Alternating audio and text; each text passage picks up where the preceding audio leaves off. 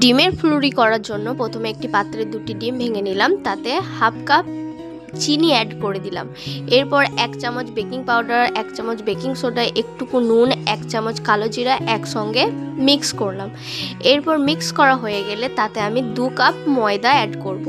ময়দাটা আমি ধীরে ধীরে অল্প অল্প করে অ্যাড করব, কারণ বেশি হয়ে গেলে কিন্তু চলবে না। অল্প অল্প করে আমি অ্যাড করব, যতটুকু প্রয়োজন ততটুকু।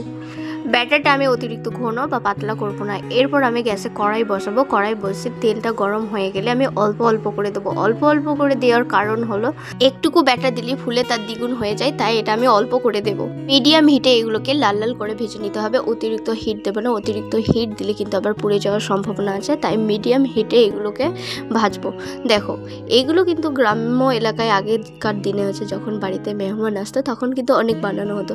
ইভেন আমার মাও আমাদেরকে অনেক বানিয়ে খাইয়েছি, কিন্তু এখন তো মা আর নেই, তাই এগুলো বাড়িতে আর বানানো হয় না। তবে হ্যাঁ, এইগুলো বিকালের স্ন্যাক্স বা বাচ্চাদের টিফিন হিসেবে দিতে পারো, বাচ্চারা অনেক পছন্দ করবে। আর যারা টুকিটাকি মিষ্টি খেতে পছন্দ করো তারা এটা বানিয়ে দেখতে পারো। আর ভালো লাগলে আমার চ্যানেলটিকে সাবস্ক্রাইব করে দিও। বাই।